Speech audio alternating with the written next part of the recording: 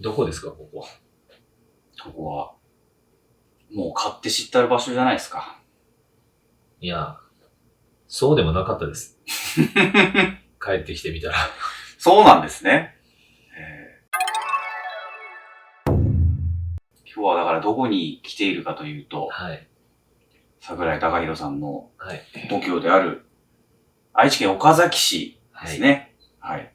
来ております。の、この、一泊二日の、撮影に来ておりまして、はいまあその、中間地点のお宿でございますね。はい。はい。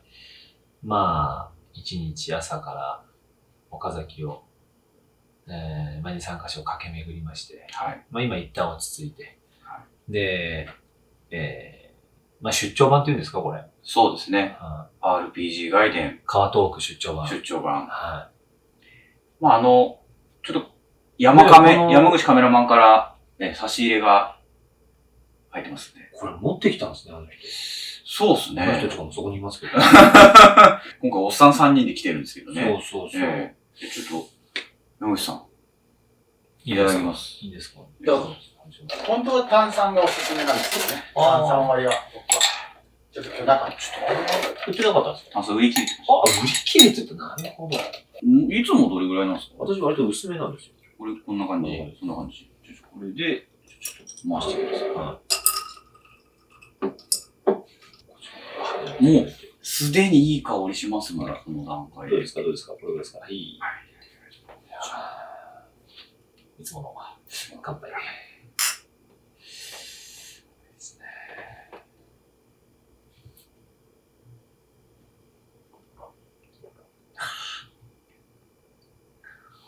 うまっ。あと、後で炭酸買ってきましょう。ちょっと発泡の感じも味わいたい。間違いなく合いますね。香りが炸裂してる。いね。やー、そそうですね。うでしたか。本当に。そもそも、まあ、本になる。はい。っていう。そうなんですよ。まずは、この度、まあ、このね、放送のタイミングではもうすでに発表されているかと思うんですけれども、ロールプレイングメガネが、この10月、書籍化をいたします。ありがとうございます。ありがとうございます。ありがとうございます。いや、文字ベースの、自分を冠したものが出るとは、これこそ思ってなかったです。それはそのもう人生レベルで。そう、ありえないと思ってました。まさか、エッセイから。まあでもエッセイってこう、ね、随想録。エッセイ。随分随想しました。何万字と。随々と。そうですね。今の随々とそうですねがもう、随想な感じがしてよかったです。もうだって10万字。あら想像つきますいや、吐きそうですよ。でもご自身が書かれたんです。はい。私立もですね。そうですね。この連載だって始まったの去年の5月号ですかね。なので、まあ1年と半年かけてですけど、まあ早かったのか、長かったのか。早かったですよ。毎回締め切り本当にすいません。まあ、それは僕よりもね、矢部なんですけどもね、いつも放送を見てくれている。そうですか。急になんかちょっと、そうですね、この、川通しというミスの向こうに、うっすら見える矢部さんっていうね。すいません、名前ばっかりいじり倒してって申し訳ないです。いや、まあ、10万字。一気に10万字かけて、もうちょっと考えられないですけどね。でもあれこれ低予会、品を会。で、まあ少しずつ、なんて言うんでしょう、書き方じゃないですけど、まあ自分の書き方っていうんですかね、もうちょっとずつ分かってきて。まあ、生みの苦しみはやっぱあるんですけど、それでも、満足感はありますね。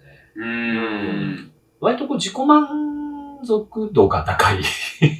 なんだろうな、うまい言葉がちょっと、見つからないんですけど、そういう納得はやっぱあって、こうだった、こうだったって。で、自分が思っている、ことだったり、まあ記憶も含めて考えだったり、やっぱ、自分からアウトプットされるのはやっぱりこの言葉だなとか、文字にするとこうだなっていう、そういうリマインドと言いましょうか、そういうフィードバックにはなってるなと思いますね。それがまあ毎月今まであったわけですけども、またこう一冊になるっていうのはちょっと違いますかね。違いますね。いやゲームもそうじゃないですか。3部作で。ってなると、映画とかもそうじゃないですか。3部作ってなって。まあ、こう、区切って見るのと、一気に見るのでは、やはり、そのタイムラグがない方が、ね、スピード感もテンションもあったりとか、いいリズムでいけるみたいな。私知り合いにあれだね、桜井の文章ってなんか、あれだね、結構、リズム感とかそういうのってこだわってんのみたいな。と言われて、もしかしたらそうかもって思ったり、読み味というんですかね。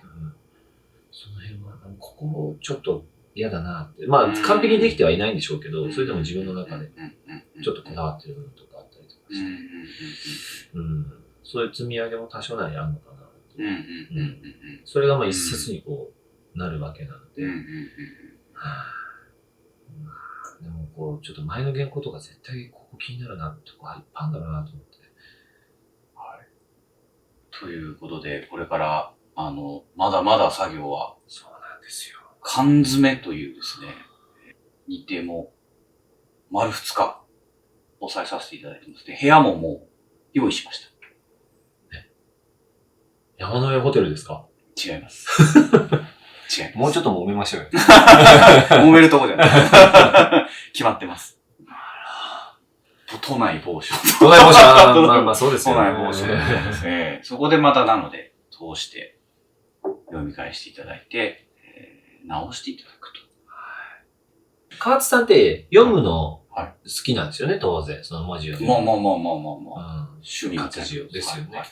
書いたりはするんですか？書くこともありますよ。書いたりするんですよね。まあその仕事の範疇でもそうですし。例えばなんか日記書いてるとか、なんかつれづれになんか。いや、まあメモぐらいですけどね。なんですか、急に。なんですか、急に。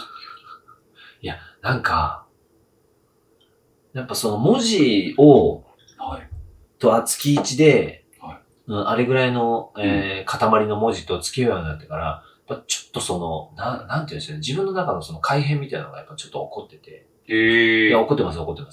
改変的なものがあって。それこそ喋り口調なんかにも多少出てたりしたり、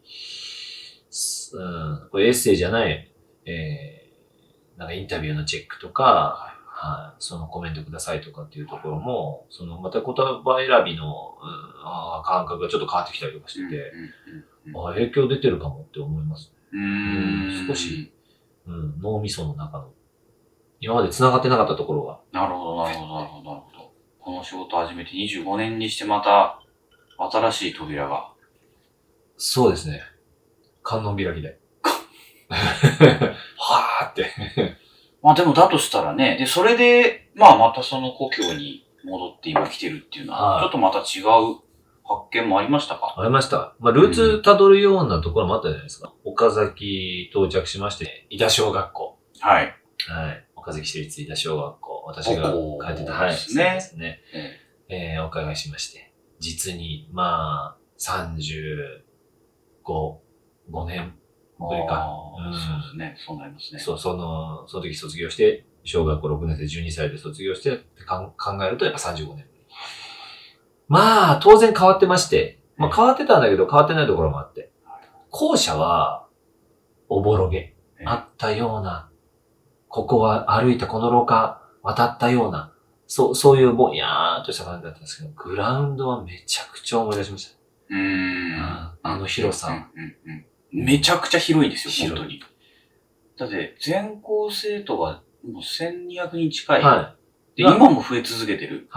で、その1200人が並べますからね、あそこで全部。とんでもない広さで、びっくりしました、本当に。やっぱりこう、やっぱ田舎っていうのもあるんですけど、うんもうこんな大きな小学校だったなと思いました。うん。バックネットのあたりの遊具とかは、そのままの配置で、はいはまあ、物は変わってるんでしょうけど、はいあの辺はすっごい懐かしかった。い。思思い出しました。なんかこうね、時が戻るような表情というか、いつもの桜井さんじゃないというか。ちょっと、えまあ、地元っていうのもある、はいありますし、その、なんだろうな。ちょっと、照れくささもあったり、恥ずかしさもなんかあるんですよ。これを、まあ、見られちゃうんだみたいなのもちょっとなんとなくあるんですけど、それでも、なんだろ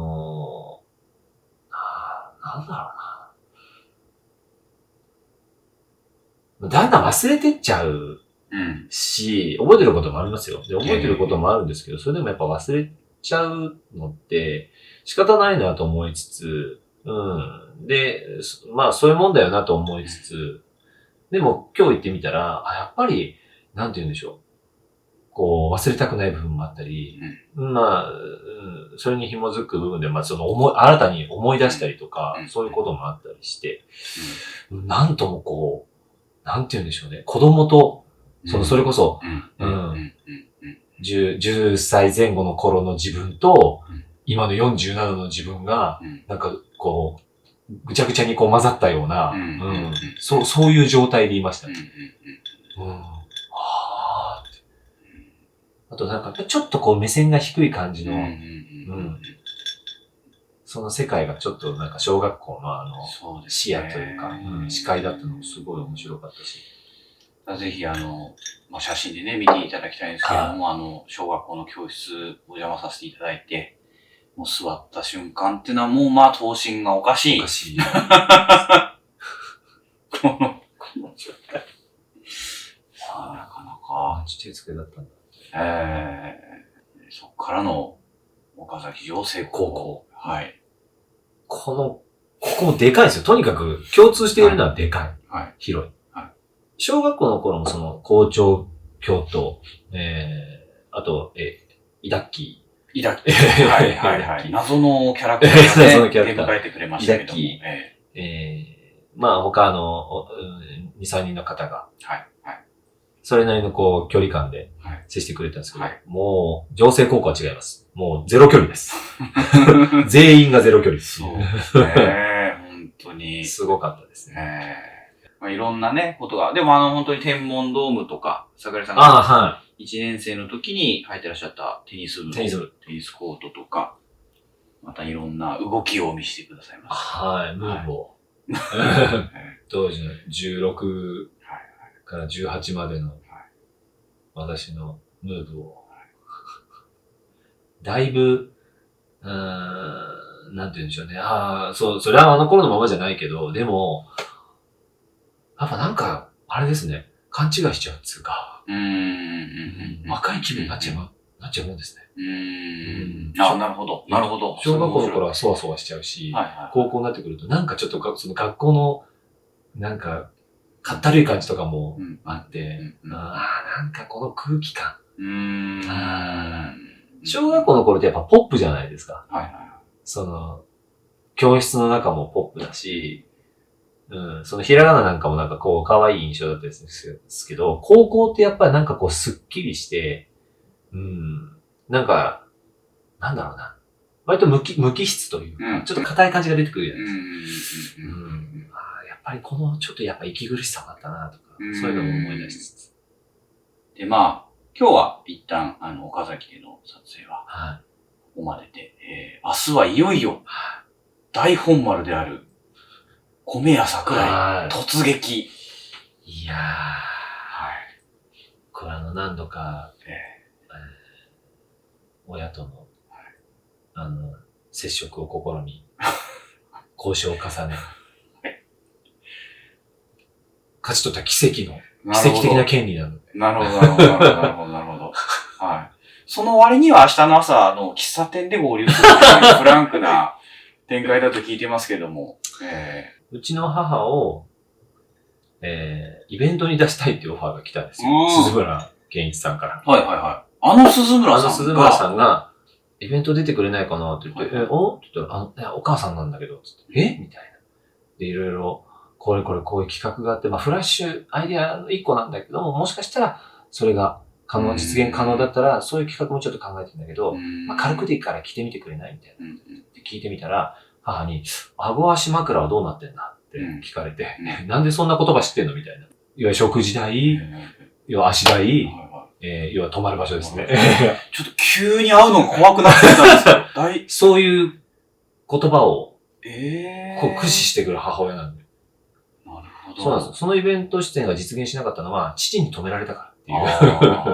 大丈夫かな、出演費用。考えてなかった。身内だと思っていた。それは冗談ですけど。ついに。そうですね。文字面では合ってますけど。そうなんですよね。だから明日朝8時ですか、もう。嬉し半分というか、興味が勝ってますが、恐怖も若干あり。一文字違うだけで。そうなんですよね。ふと見でだいぶ違うんですけれどもね。はい。そのあたりは。ちょっと明日はなんで桜井家にちょっともう委ねようと思います。そうです。いいですか？明日の私は今日とはちょっと違う人かもしれません。はい。いいですね。そのあたりもね、また。チーム桜井。チーム桜井の方に。そっか。そうかに、割と願える可能性は十分ありますので、お二人は気をつけてください。おそらくだから山亀と私が翻弄される可能性は十分ございます。はい、になるってことですよね。はい、というところで、はい。また、明日も大崎を巡っていきましょう。はい。はい。じゃあ、ひとまずお疲れ様でした。はい。ありがとうございました。どうしようのこれ。うまいですね。